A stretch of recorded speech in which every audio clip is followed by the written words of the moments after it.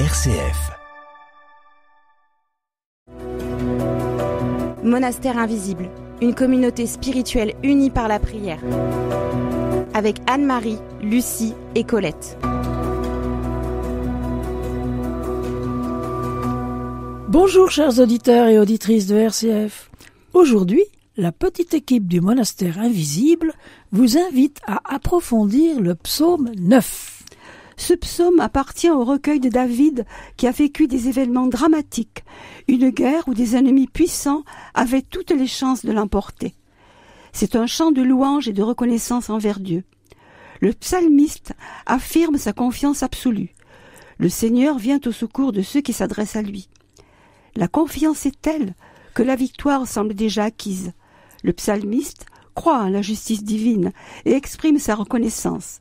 Vraiment, le Seigneur défend les plus faibles et prend le parti de ceux qui sont malheureux, humiliés et appauvris. Ici, nous avons un sublime éclat de louange. L'âme du psalmiste est remplie d'admiration et de joie devant le caractère et le gouvernement divin. Et dans un langage glorieux, il exprime l'extase de son âme. Il y a quelque chose d'extrêmement sublime dans la louange. La louange, c'est une dévotion digne des esprits puissants. Lisons ensemble les versets 2 à 5. « De tout mon cœur, je veux te louer, Seigneur, et raconter toutes tes merveilles. Je veux chanter victoire à cause de toi et te célébrer par mes chants, Dieu très haut. Mes ennemis ont fait demi-tour. Ils ont trébuché, ils ont succombé devant toi. Tu m'as fait droit, tu m'as rendu justice sur ton trône, tu sièges en juste juge. L'homme humble et opprimé célèbre Dieu de tout son cœur, sous le nom du Très-Haut.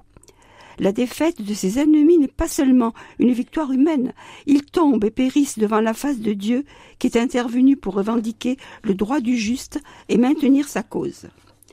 Au verset 6, tu menaces ces païens, tu fais succomber ces infidèles. Tu effaces leur nom pour toujours. L'ennemi est réduit à rien. Définitivement ruiné, tu as dépeuplé ces villes. Il ne reste d'elles aucun souvenir. Nous trouvons un principe important pour la foi dans tous les temps. Les efforts de l'ennemi ici-bas sont pour un temps.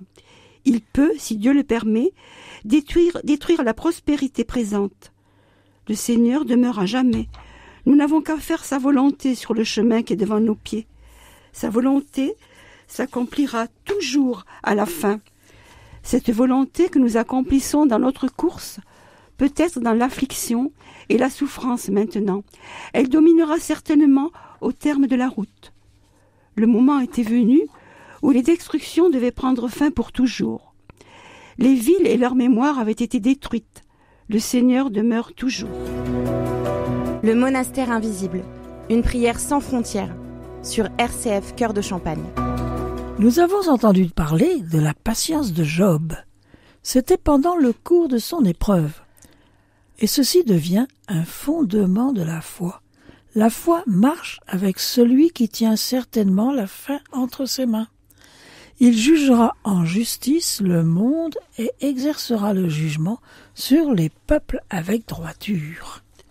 Au verset 9 et 10, nous lisons « C'est lui qui juge le monde avec justice, qui arbitre impartialement entre les peuples.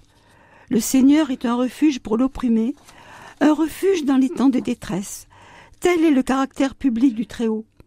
Mais il y a un côté particulier de son caractère personnel, si l'on peut parler ainsi, dont la manifestation publique aussi est le sujet principal du psaume 9.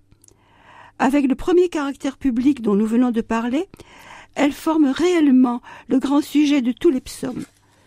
Ces deux caractères sont connus seulement de la foi, et ils sont célébrés par anticipation. Ce second caractère est que le Seigneur est un refuge pour l'opprimé, un refuge au temps de la détresse. C'est pourquoi ceux qui connaissent son nom se confient en lui en tout temps. Son intervention en faveur de ceux qui le cherchent dans ce jour-là rendra son nom glorieux en tout lieu. Continuons au verset 11 à 15. « Tu n'abandonnes pas ceux qui se tournent vers toi, Seigneur. Célébrez par vos chants le Seigneur qui a son trône à Sion. Parmi les peuples, proclamez ses exploits, car il demande des comptes aux meurtriers. Il se souvient de leurs victimes. Il n'oublie pas les pauvres qui crient vers lui. Accorde-moi ton appui, Seigneur. Considère la misère que j'endure par la faute de ceux qui m'en veulent, toi qui m'arraches aux griffes de la mort. Alors, je répéterai tous les motifs que j'ai de te louer. Dans la communauté de Sion, je crierai ma joie de t'avoir comme sauveur.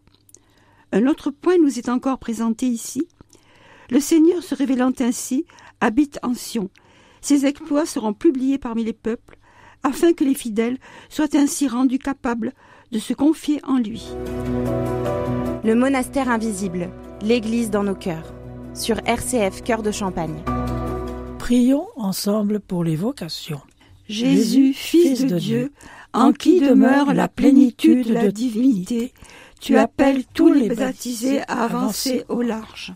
En parcourant le chemin de la sainteté, suscite dans le cœur des jeunes le désir d'être des témoins de la puissance de ton amour dans le monde d'aujourd'hui. Remplis-les de ton esprit de force et de prudence pour qu'ils soient capables de découvrir la pleine vérité sur eux-mêmes et leur vocation propre. Nous écoutons le chant « Comment ne pas te louer ?» C'est un chant de l'Emmanuel.